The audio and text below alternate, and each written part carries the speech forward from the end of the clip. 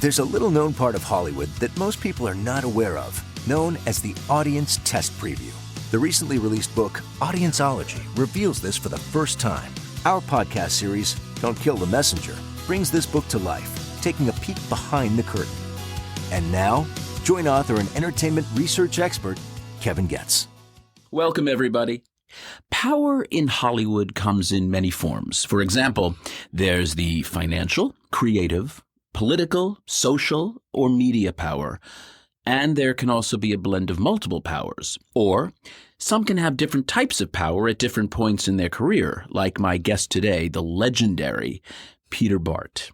After starting his career as a staff reporter for the Wall Street Journal and the New York Times, Peter entered the movie business and was in one of those rare seats at Paramount Studios in the 60s and 70s, responsible for such classic films as Rosemary's Baby, True Grit, Harold and Maude, The Godfather, and Chinatown. Following his years as a studio executive at Paramount and MGM, as president of Lorimar Productions, and then as a producer, Peter held a position as editor-in-chief of Variety magazine for almost 3 decades and was one of the most influential journalists in the industry. Over the years, he has also authored 9 books, and he's been a TV show host and a screenwriter. In 2016, Peter moved to Deadline, where he's still a columnist and is a member of Penske Media Company's board of advisors. There's a funny joke that Peter Guber made in 1997 at a gala tribute to Peter. He said to the audience, "Will everyone here who owes Peter a favor for having killed a negative story please remain seated?" The room, filled with Hollywood's heaviest hitters, erupted in laughter. Everybody stayed in their seats. I am so honored to talk to this icon of the industry, a titan, really, who understands this business like no one else. Peter, welcome. Thank you. I appreciate those kind words. Those words, by the way, are all true. You started as a journalist, as a young guy. How did you get into it? What was the impetus for that? I loved asking questions as a kid, and I thought, if you're a journalist, if you're lucky enough to get a good job, you can get away with asking outrageous questions of important people, and they have to respond. And from day one, to my amazement, I managed to get good jobs and asked outrageous questions. I remember when I, as a kid, joined the New York Times, early on, President Kennedy was murdered. And I remember in a meeting where different reporters were assigned follow-up stories. And so one of the news editors said, "Bart, you're calling the Supreme Court.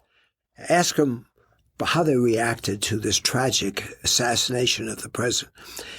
And I realized, boy, my dream has come true right at all. I can call every Supreme Court justice. They could say no comment, but if they didn't say no comment, they'd give you an answer. And with the New York Times, they always said some sort of comment. So I was spoiled from the start. Well, let me ask you this. So you are covering Kennedy, you're covering Kennedy assassination, you're covering important stories. Ultimately move into the business that we love so much and have so much fun being a part of. What, as a kid, are you thinking about movies, about television? Like, where were you at that point in your life as a youngster? Did you have a passion for it? I did not. I was not really a movie nerd. I enjoyed listening to radio. People did that in those days. Oh, yes, radio. I'd go to movies, and I liked the aura of the business. But I was really interested in other things. I was, among other things, interested in business and economics. I went to the London School of Economics. 2 years on scholarship. As an undergraduate, I went to Swarthmore College. Well, that's a very good school. I love it dearly. But when I got out of London School of Economics, I had the old choice. Do you go to film school? Follow your interests. And I confess my interest was more in business, and even when I started writing about movies, the business of movies fascinated me from the start. Mind you, I did see lots of movies, and I loved the good ones, but my initial motivation was more driven by my fascination with the chaotic numbers of this business. You mean like how movies got made or how they were financed, how much they cost? Well, you see, when I joined the New York Times, and after working in New York for some time, they sent me to California on this mission. They said, look, television is on the rise. Movies is a dying business. Don't write about movies because they won't be around much anymore. The audience is all gone to television.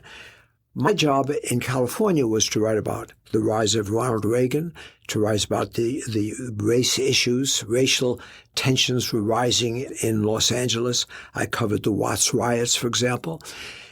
And I was allowed to write one article a month, and that's all about movies for the New York Times, because the business, I was told, was passé. Then when I started to meet important people in the business and see the changes that were happening in the mid-'60s, I realized, far from being passé, a whole new form of movies was evolving.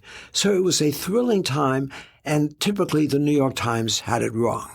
I can only imagine, how does a guy from the New York Times and sort of, let's call it serious journalism, move into a studio position? How did you get that job? Like so many things in Hollywood, it happens to the people you knew. I mean, Bob Evans was a dear personal friend of mine. He's a very serious young man. In that era, he's such a different person than the image of Bob Evans as the showman and the sort of superstar character. He was then a very earnest, serious young man. He was trying to get a career going as a producer. He was in the schmata business. He and his brother were important people. They made a lot of money in dresses. Bob hated the business, though. He would look dreaded when he'd have to go into a meeting about that. He always wanted to be an important person on the business side. He wanted to make movies happen. And, of course, he did have a brief career as an actor and was the star of a couple of movies. And as he said to me right off the bat, he says, I have no talent as an actor, and I keep getting these unbelievable roles. He even played Irving Thalberg. And he said to me, playing Irving Thalberg, I realized I am more like him. I want to be him. I don't want to be the actor playing him. Sherry Lansing said the same thing as her as an actress. Right. But that's bizarre. That's sort of some sort of weird psychological transference I never quite understood.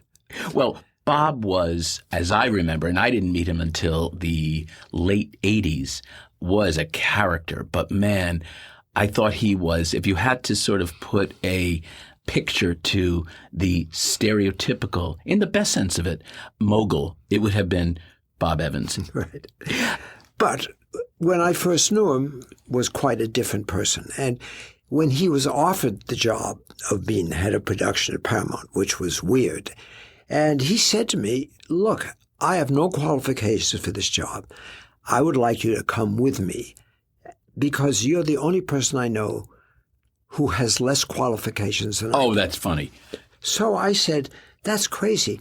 But more important, the business was changing so radically. One of the first pictures that we saw as friends together was Midnight Cowboy. And we looked at each other and said, an X-rated picture is going to win an Oscar and is going to change the way people thought about movies. And the change was so breathtaking.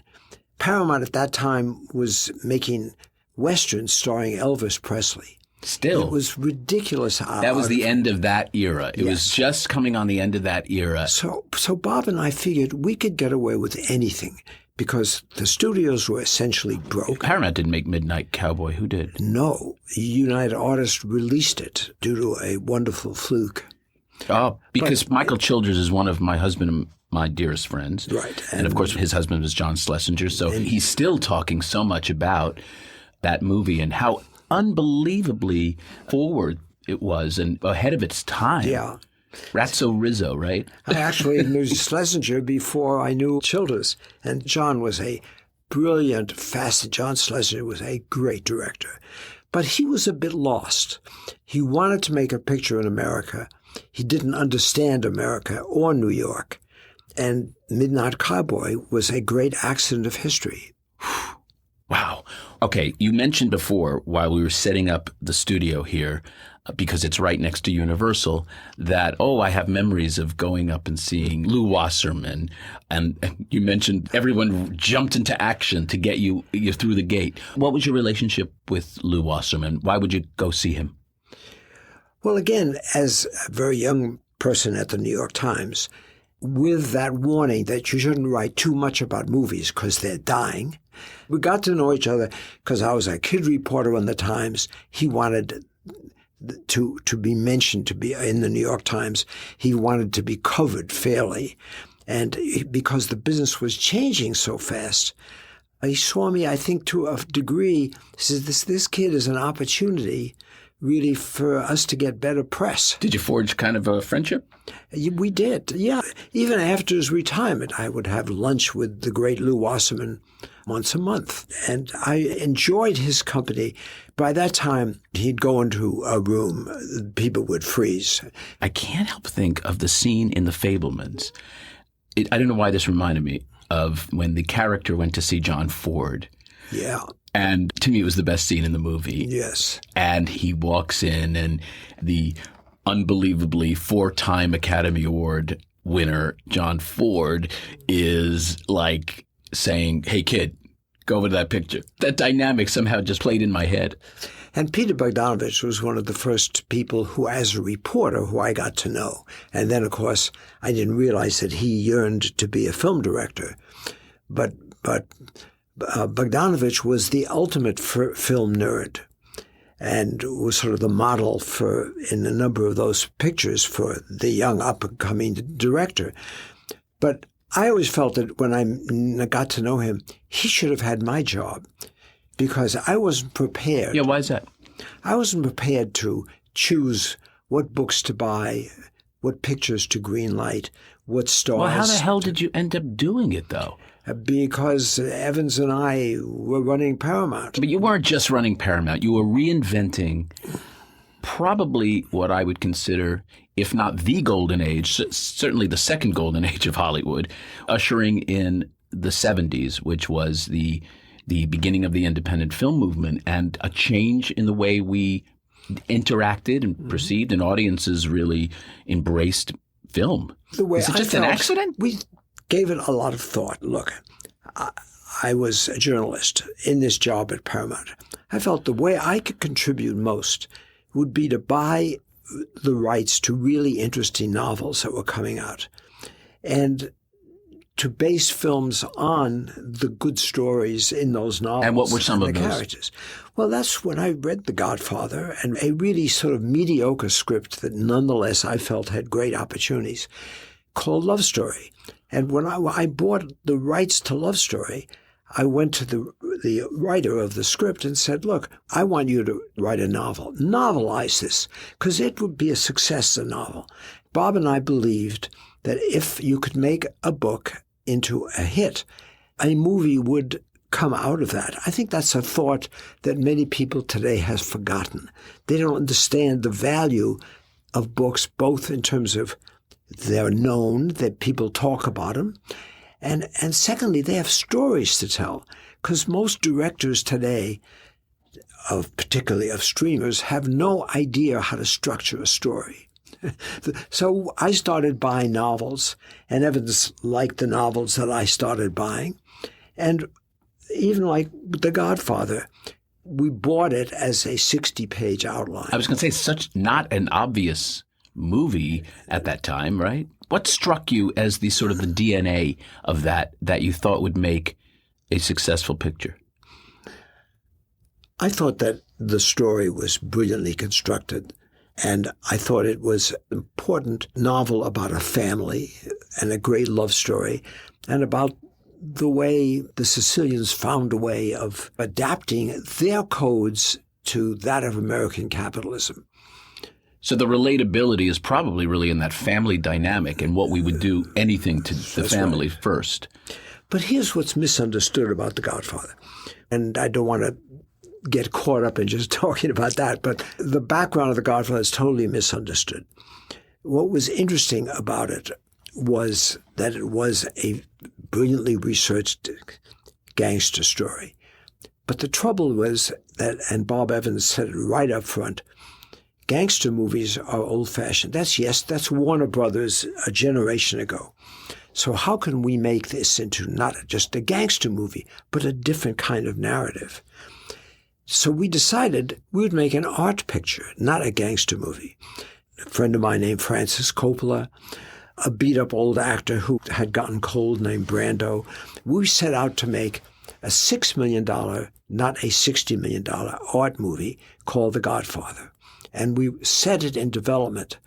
And one terrible thing happened just as we had finished the screenplay and we were set to go with Coppola and so forth. The nightmare happened that the book got published and instantly became the #1 book in the world. Oh. So the studio said, you can't make this as an art movie. You have to make this as a big commercial gangster movie. Who, Charlie did that? Or yeah, said Charles that to you? Bluhdorn was the chairman of. So he said, you got it all wrong. You're making an art movie out of a great gangster movie that should be a superstar movie. And the whole idea of doing an art picture on The Godfather was sort of a radical idea. But if you see the movie today, you could see in every way, in terms of its production details, its cast, its pace, it's an art movie. It's absolutely intentional and deliberate. And I just saw it in the recoloring or remastering of it at the Academy. And Francis was there with Talia, and they presented it. And it's even better than I ever remembered it being. Like, it's so relevant. And many of your movies, I think of Chinatown now. Did you find that as a book? Yes, but we wouldn't know it on The Godfather, though, because you've often spoken that, and I think with validity, don't ever judge a movie until you see it with an audience. Oh. Now, The Godfather was weird because I remember even the opening night, the premiere with a celebrity audience, when the picture was finished, there was total silence because the audience was sitting there and trying to figure, what did I just see? Stunned, yeah. It is not the movie I expected. What happened to this shoot-'em-up gangster movie? We have seen this very idiosyncratic art movie. How did that happen? So this was one case, to your point, where if you saw the movie, even with an audience, there was sort of a shocked silence. People were surprised by it. They didn't react. Was it ever tested with an audience? It was not tested. That was prehistoric days. Many movies were tested. That really because it was so specific and art and also oriented. There's so much controversy about the editing of it because the studio tried to edit it to a shorter movie. The people who ran Gulf and Western, they had that much hands-on at that time? They felt it was too long and too arty. So they cut a version that was 20 minutes short. And it was a lousy movie. What did they know about filmmaking? Little. If you were a company that had made nothing but lousy movies for a generation, and all of a sudden you own the hottest bestseller in the world. I understand. I can understand that. Then you're in confusion. You don't know what to think. Anyway, I don't mean to get stuck on The Godfather. No. I was asking about the audience, and I love what you said, because you also are very, very vocal and have been in your career about this idea of don't believe the buzz. Don't believe the good or the bad buzz. I think it might have been connected, the quote that I remember reading, to the Oscars. Because, and I'm the same way, people will say, oh my God, I got a 10-minute standing ovation at Cannes. Or the Toronto Film Festival, they loved it. And I'm saying, okay, let's show it to real people and see what we really have. But the studios in that era of the 60s going into the early 70s did not understand testing, did not know how to read the audience and adjust the movie accordingly. So there were movies that we ran that played very weak. The test screenings were more you invited friends and family. And maybe now and then you showed it an audience in Pasadena. But it's very unscientific. Very unscientific. And the cards, no one knew how to ask the right questions. You've reinvented that whole science now. So we would have this experience of running a picture like Paper Moon. And people would say, well, what is that? Harold and Maude, we tested at Stanford with students, and people were a very cerebral audience. It was so different from movies of that epoch that sort of like half the audience would say, "What the hell was that?" The other half were in tears, and so. Today, Harold and Maude, I would love to have had the experience of taking that to you and saying, "This is a strange movie." And we would have said, "It's a streamer." See, that's a perfect example of the kind of movie that's very personal movie that affects people emotionally. Recently, I'm sorry to interrupt. Recently, a filmmaker, very recently, in the last month or two, said to me, my movie is like Rosemary's Baby. It's like Rosemary. And I finally said, in all due respect, Rosemary's Baby would not be made theatrically today. Yeah. What do you think about that? Do you agree with me on that Rosemary's Baby probably couldn't get a theatrical release today? Rosemary's Baby would have been an ordinary horror picture today, and it would have been a streamer. So I had seen Roman Polanski's movies in Polish. There's a brilliant perversity in Roman and his movies.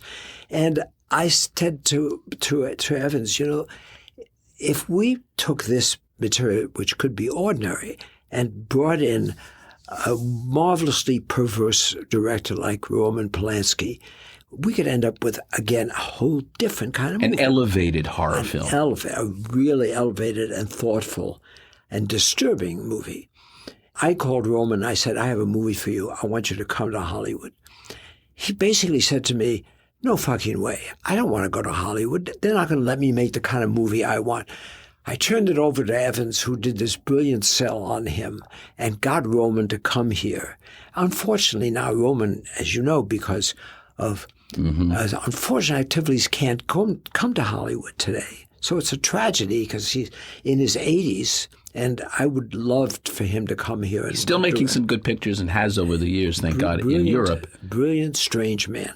But once again, Rosemary's Baby, with that cast, would have tested. It would have been difficult to figure it out. Absolutely, because the story and the big idea has overtaken the unfolding and the character development and all of those things that have gone into so many of the great movies of yesterday. Yeah. It's really interesting to me. Before we leave Roman Polanski, I remember hearing a story about Mia Farrow and Sinatra. Can you share that with us? Well, this was Mia Farrow's big break. She'd never done a character of this depth as in Rosemary's Baby. So she was doing great, but the trouble is, in order to elicit a performance from her, Roman Polanski, the director, was having 10 takes, 15 takes. There was as many as 35 takes. In order to get to that performance. To break Mia down from being a television actress into being the character. But he was known for doing that always, right? Yes. Many, many takes. Like really Stanley Kubrick, right? That's right. Exactly. So one day, an attorney shows up in my office who identifies himself as an attorney. He identifies himself as Frank Sinatra's representative. And he said, "Look, I want to be straight with you. Mia Farrow and Frank Sinatra, that's a new marriage. Frank wants to produce a picture, and Mia is going to be the star. That will never happen if Polanski keeps doing 30 takes with Mia, and she's going to be a wreck, so she won't do my picture. So here's Frank Sinatra's message. It would be in the interest of your health and that of your family if you told Roman to limit to 2 takes." And I did not laugh at him, but I said, what you're saying is so profoundly stupid that I'm not giving you a serious reply.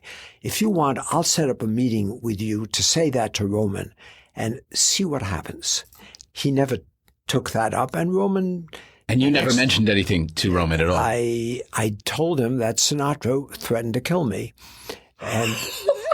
And I believed it because I knew Sinatra. I mean, I had, again, as a journalist, I had spent time with Sinatra, so I knew him and his friends. I want to just ask you about Chinatown before we move out of Paramount, because Chinatown was such a seminal movie and revered by so many. What was the genesis of that? Well, Bob Town was a brilliant writer, and this came out of a collaboration with Bob and other writers. But again, it was a very dense story, and it was hard to stay awake through the screenplay because there was such details about esoteric subjects, the water distribution of water in California and Los Angeles. Could not be more of a boring subject on paper. Exactly. It was very difficult to get it through. Remember Paper Moon? Like Paper Moon, set in the 30s, we intended to shoot it in black and white. You don't tell the chairman of the board that you're making a picture like that. Most of the pictures that Evans and I made in that epoch, we made secretly. When we come back, I want to talk about the evolution into going back to journalism with Variety. We'll be back in a moment. Get a glimpse into a secret part of Hollywood that few are aware of and that filmmakers rarely talk about. In the new book, Audienceology by Kevin Goetz. Each chapter is filled with never-before-revealed inside stories and interviews from famous studio chiefs, directors, producers, and movie stars, bringing the art and science of audienceology into focus. Audienceology, how moviegoers shape the films we love. From Tiller Press at Simon & Schuster. Available now. How did you get lured back into journalism? Mostly, how did you get to Variety, where most people in the last, say, 20 or 30 years know you from? Yeah. Well, I had 4 jobs in movies, and some of them were successful, a couple of them were not. But I really had, frankly, 15, 18 years, and I was getting a little sick of being the guy who said yes or no, because it sounds like a dream job, but it isn't. All of your relationships with filmmakers tend to be filled with tension because they're always wanting the green light, or the person who will say, I'm cutting your budget because it sucks. So, and frankly, after a period of time, those irritating relationships, I had had enough of that. Variety, which had been published for almost 100 years, always was owned by a family. And the paper was sold. There was a new parent company. And they came to me with a great deal. And they said, look, if you would reinvent Variety, we think that the paper has been going downhill in terms of audience and finance. And we need a reinvention. So here's the deal. Would you consider going back to journalism? And I thought, that is fun. That sounds like a great job, particularly for this reason. There was a story to tell. There's a new narrative that Variety could own. And that is that in my epoch, when I first started movies, the power in film were in the filmmakers' hands. By the 80s, when the Variety thing came up, the power had shifted from the filmmakers to the deal makers. And there was a whole new story about the fact that suddenly the studios were being owned by people who themselves had never seen a movie. They were in it because they saw the profitability in the new film business. So I felt there was a great story to tell about movies where this generation of people like, say, Steve Ross, who basically had been an undertaker, and suddenly he owned Warner Brothers. I mean, there's a great new story to tell if you told it again. Marvin Davis was an oil man. It was, exactly. None of the new proprietors of movies were movie people. So I felt, what a hell of a good story to tell. I'll take this job. That's so fabulous to I never hear. thought I'd stay with it for 20 years, but I thought it was a good narrative to tell. And yet you were there for quite a while. Peter, I want to talk to you about the show you did with Peter Guber, because something that I've really considered and are still considering is wanting to do a show on camera. Mm-hmm. Tell me about how that came to be. Why Peter Guber, who I really admire very much and have known also for a long time? Guber's this great character who we started in the movie business the same week practically. He was a kid who was given this great job at Columbia. At the same time, I was starting at Paramount. And we got to know each other.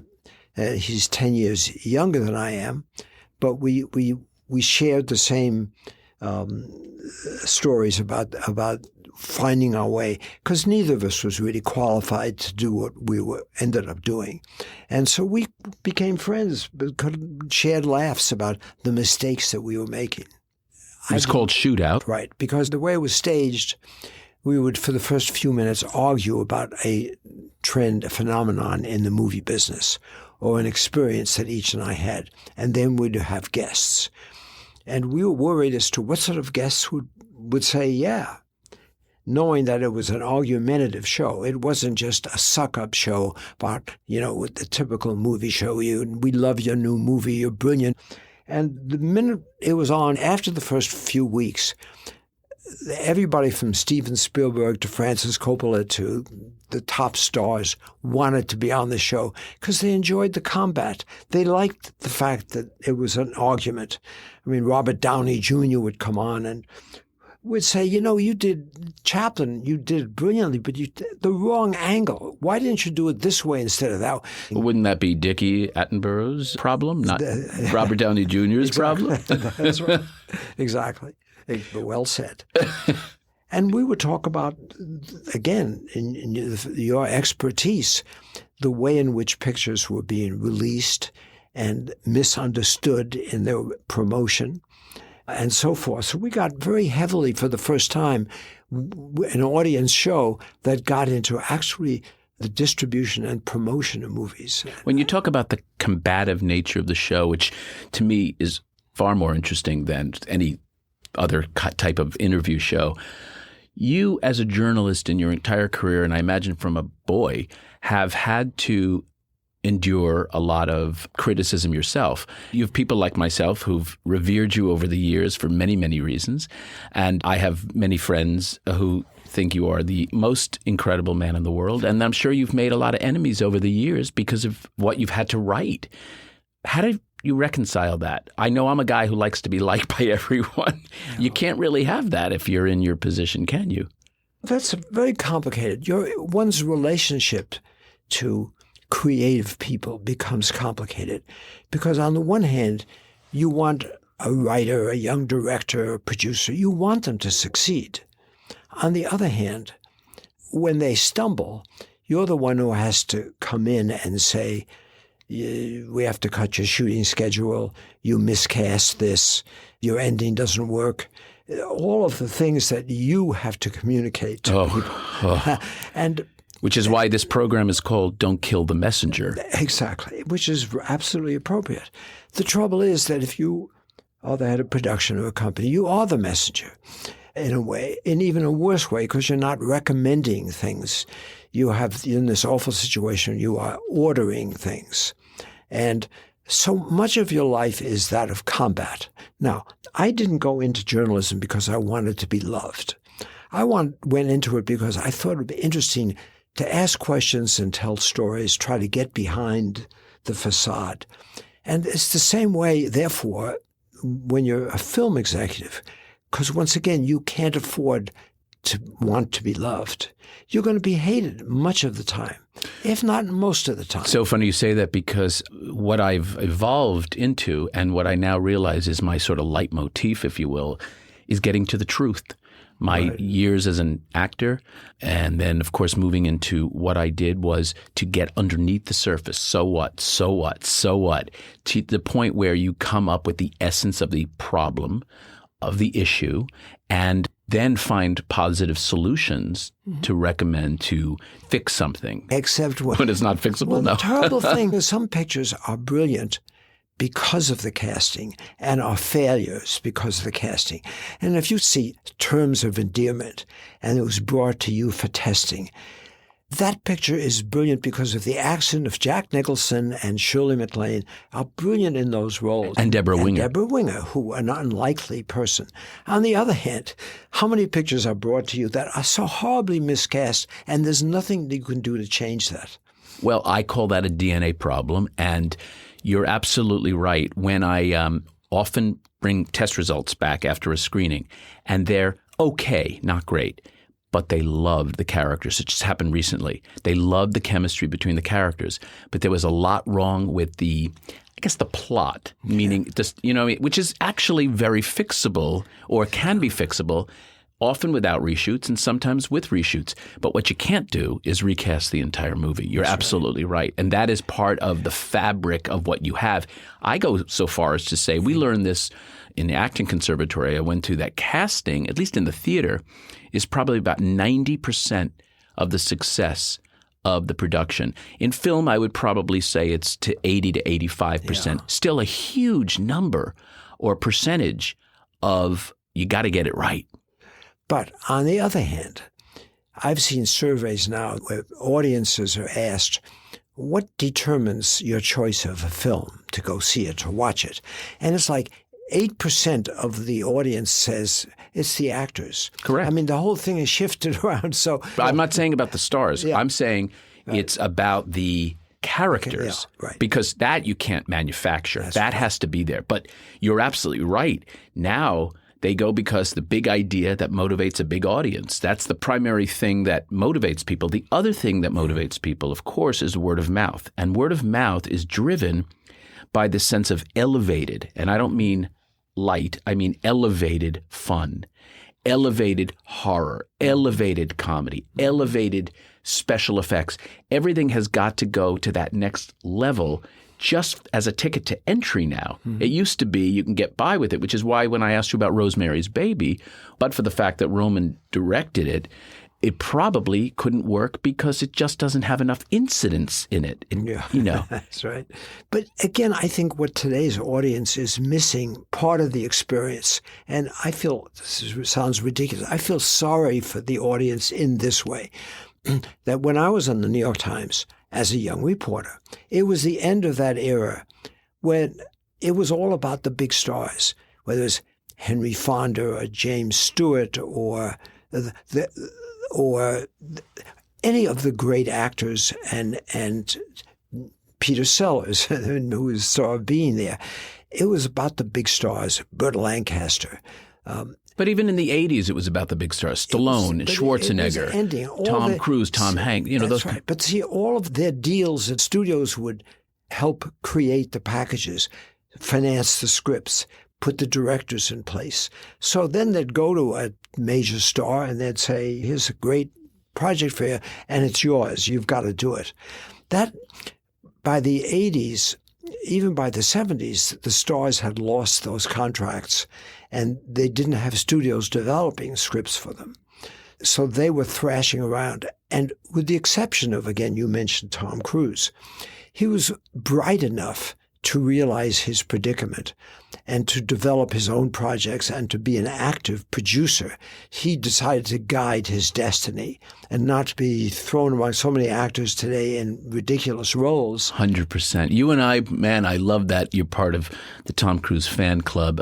Tom is one of my absolute favorite human beings. He is a terrific guy. He's a terrific actor and producer, and I'm so thrilled to have worked with him as closely as I have. So I cannot let this program end without saying that I have felt like I've known you for, and rather intimately, for about 43 years. Let me explain. Your nephew happens to be one of my very best friends on the planet, Roger Bart, and we went to school together. We went to the acting conservatory together. Roger is a majorly successful Tony Award-winning actor. Couldn't be more proud of him. I've become now, I think, uncle to his daughter, Eller, and couldn't be happier for that either, since she's about to start as my second assistant. And as a result of that, I mean, I've been to your childhood home in Martha's Vineyard. I know your brother, and your sister-in-law and your other nieces and nephews. I've even met Scout, your daughter. You had no sense that I was alive Correct. For one thing, as you know, Roger Bart is an actor. He's a star. But like most actors, he doesn't confide a lot about his personal friends and the nuances of his emotional life. That's not what actors do. And Roger is a wonderful person, but he is first and foremost an actor. This is his 5th Broadway show, as you know, that's starting. Back to the Future, the musical. Opening in August. Yeah. So it's not in Roger's mode to take me aside and say, by the way, I don't know if you know Kevin Goetz, but he really is like my closest friend. And do you know him? He would never do that. You know what's so funny? You remind me so much of your brother, and I always thought he was like a genius. So I said, well, if he's a genius, then I guess Peter has to be a genius too. You guys really need to donate your brains to science, I think, because you're both so damn bright. And also, by the way, Roger's mother was another very bright woman. When Raj and I would talk about you, it would be as if you were this huge Hollywood mogul, and yet he never asked you for help. He did it on his own. You bet. I mean, that's a really fair statement, isn't it? Yep, absolutely. Roger's an actor. He's also a brilliant singer. And piano player. Yeah. I know that because he was a singing waiter at the seafood shanty in Martha's Vineyard. Yeah. Back 40-something years ago. Oh, my gosh. Roger and I come from a family that's the opposite of these warm, loving families everyone knows and supports everyone else. The important factor in the Bart family is no one knows other members of the Bart family. It's a very distanced bunch of people. It's like it's not the same model, but it's like the sort of crusty New England family where you don't talk about your problems or your relatives. And that is sort of the way. I know when I was a kid, my parents were pleased that I was a member of the Martha's Vineyard Country Club. That was the important association to them. I was not born in Brooklyn. I wasn't this wonderful family like Woody Allen's and so forth. That was not our upbringing at all. And what's so funny is that you and Roger are both these really incredible creative minds and didn't have that kind of upbringing. And yet you found that in yourselves and succeeded not having that. No, yeah, my parents were teachers. That's what they believed in. They believed in their discipline and they believed the importance of teaching. The entertainment business was totally removed. And Roger's father, they wanted him to become a great scientist and go to MIT. No, like they did. Yeah. So again, parents who want your kid to go to MIT, that's not exactly a show business preparation. Let me ask you something, if I may. What's going on with theatrical moviegoing in the future? And I mean the not too distant future. Where do you think things are? I know I have very strong feelings about it, but you have had now 6-7 decades in the business and can really give us perspective because you have seen disruptions throughout that time. The record, I would love to write a column for Deadline where I ask you that question because I think you're in a better position than any of us. Well, everyone asks me that question. And they ask you a dumb question like, what is the difference between a movie and a streamer? Mm-hmm. Now, that's a very profound sort of dumb question. And I'd love to talk to you about that because we're going to lunch after this to discuss it. And I think your audience would love to. Do people still want to go to see movies in a theater? Yes, but again, the people you are testing are people who see movies on their lap. And the movie-going experience, which I think is a rich experience, is simply not part of the lives of our grandchildren, for example. I call them digital natives. That's a good expression. But that is an impairment, I think, because that rich experience of seeing a movie with an audience and getting their feedback, even if it's like Parasite. I mean, I loved seeing Parasite with an audience that was half Korean. Oh, that because the probably reactions great. of people. I think that kids today just see it alone. They don't understand how enriching it can be to enjoy the reactions and to sometimes be appalled at reactions of other people in the audience. That, to me, so reduces the experience of movie going. I feel sorry for that next generation. And at the same time, there is a great story recently that I heard of a major director who said his favorite movie of all time was Jaws. Right. And he said, and I've never seen it in a movie theater. Right. That's interesting. Because a great movie can withstand any platform, I think. Yes, it's enhanced for sure. It's yes. embellished. Embellished. When you feel those around you laughing. I mean, in your book, you mentioned the experience of seeing Borat with an audience. There was something about Mary. Pictures like that where you had an audience convulsed. Correct. Now, that's different. You can run the movie and think, that's funny. Even What's Love Got to Do with It? I remember when Angela Bassett as Tina Turner said, I don't want anything, just my name. The audience literally stood up. We were in Pasadena. The audience stood up in a wave, like at a ball game. Yeah. And was like apoplectic. Right. You don't get that on your lap. Yeah. And that's tragic because the experience is different and diminished. Peter, what can I say except this has been an absolute pleasure and honor to have you here to speak with me about your recollections of some of these great movies, great times. As you said, I'm going to now use the word epoch. I love that expression. And please, please come back. Please memorialize everything you've done because our new generation needs to hear where the hell they've come from. So thank you. Well, given your experience and knowledge of the business, it's a delight to talk to you. And to our listeners, I hope you enjoyed our interview. I encourage you to check out Peter's Deadline column and some of his films and books that we've discussed today. For other stories like this one, please check out my book, Audienceology, at Amazon or through my website at kevingetz360.com. You can also follow me on my social media at kevingetz360. Next time on Don't Kill the Messenger, I'll welcome the Academy and Emmy Award-nominated documentary filmmaker Yevgeny Afanievsky. Until then, I'm Kevin Goetz, and to you, our listeners, I appreciate you being part of the movie-making process. Your opinions matter.